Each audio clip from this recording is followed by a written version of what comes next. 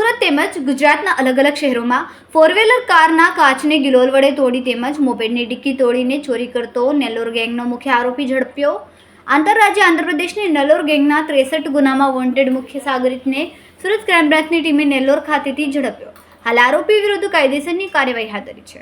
Surat crime બ્રાન્ચની ટીમે આંધ્રપ્રદેશના નેલ્લોર નવાપેટ ખાતેથી આરોપી રોસૈયા બાબુ ઉર્ફે હનુમૈયા વસંતમ ગોટેડીને ઝડપી પાડ્યો હતો।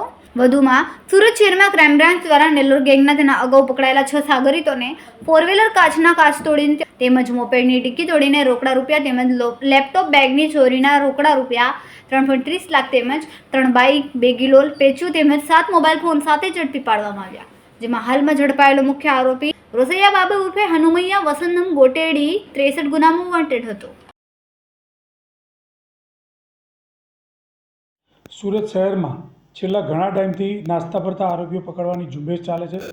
એ ઝુંબેશ દરમિયાન તારીખ 29/4/2024ના રોજ ગિલોલ વડે ગાડીઓના કાચ તોડી કોઈ ઈસમ જતા હોય ગાડી લઈને તો આગળ મેલું નાખીને ગાડીનું ટાયર પંચર કરી એવી 3 પ્રકારની એમોથી ગાડીમાં ડિક્કીમાંથી પૈસા ચોરવાની એક ગેંગ, જેની નેલ્લોર ગેંગ તરીકે ઓળખાય છે, આંધ્રપ્રદેશની ગેંગ છે। એ ગેંગના આરોપી વોન્ટેડ આરોપી રોસૈયા બાબુ ઉર્ફે હનુમનમૈયા વસંતમ ગોટેલી, જે મૂળ રહે આંધ્રપ્રદેશનો રહેવારી છે, એ લોકોના અગાઉથી સાગરીતો હતા એને સુરત ગ્રામ્ય, નવસારી, વલસાડ વગેરે ગુના કરી અને અત્રે આવેલા હતા સુરતમાં।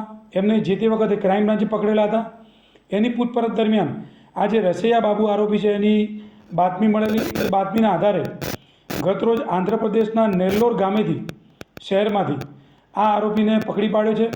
એની સઘન પૂછપરછ કરતાં આરોપી ઓછામાં 63 ગુનામાં સંડોવાયેલો છે। એ આરોપીને અત્યારે ક્રાઇમ બ્રાન્ચે પકડી એની વધુ તપાસ માટે સુરત શહેરના અલગ અલગ પોલીસ સ્ટેશનમાં સુપરત કરવામાં આવશે। આ આરોપી અગાઉ 4 ગુનામાં અગાઉ પણ એક ધરપકડ થઈ ચૂકી છે।